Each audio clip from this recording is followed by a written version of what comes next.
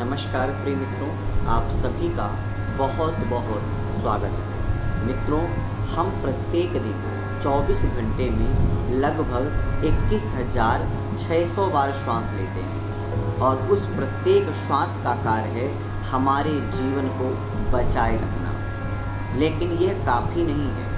महत्वपूर्ण यह है कि हम जीवन को संवारने के लिए क्या करते हैं। अपना जीवन संवारने के लिए हम कितना समय देते हैं और हम उसके बारे में कितना सोचते हैं। कोई भी महापुरुष जन्म से अच्छा नहीं होता है, बल्कि उसकी आदतें, उसकी सोच और उसका प्रयास उसको महापुरुष बनाती है, उसको एक अच्छा आदमी बनाती है।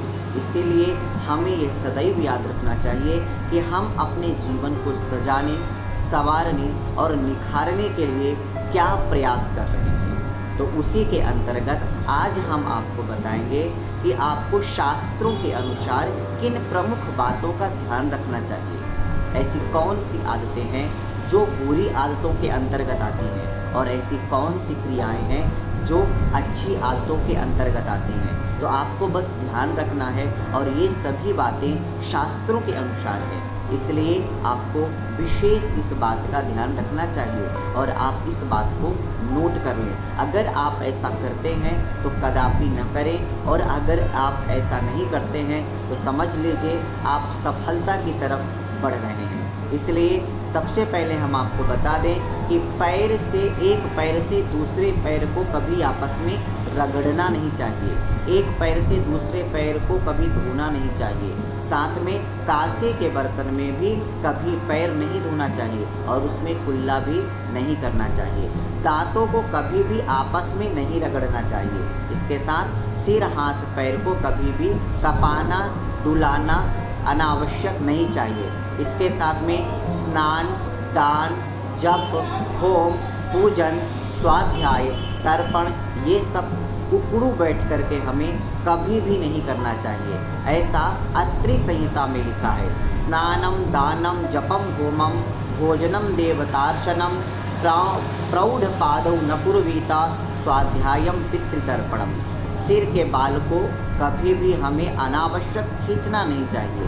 इसके साथ बुद्धिमान मनुष्य को डकार, वमन, मल, मूत्र, अपान वायु, छींक, जम्हाई, भूख, प्यास, आंसू, निद्रा, शुक्र एवं परिश्रम के बाद जो श्वास तेज चलती है, इन सब को अपने हठात बलात् कभी भी इन सब को रोकना नहीं चाहिए। इन पर प्रतिबंध नहीं लगाना चाहिए, क्योंकि ऐसा चरक संहिता में लिखा है कि ऐसा करने वाले व्यक्ति को बहुत जल्दी रोग पकड़ लेते हैं और वो किसी न किसी रोग से ग्रसित हो जाता है। इसलिए यह स्वास्थ्य के लिए बहुत आवश्यक है कि आप ऐसा न करें। और इसके साथ में हम आपको बता दें कि हमें कभी भी किसी भी प्रकार से अनावश्यक तेज आवाज़ में हमें किसी भी प्रकार का कोलाहल नहीं करना चाहिए। तो इस प्रकार से आपको इन बातों का विशेष ध्यान रखना चाहिए। तो चलिए अभी के लिए बस इतना ही। आगे फिर उपस्थित होंगे एक नई जानकारी के साथ। तब तक के लिए नमस्कार।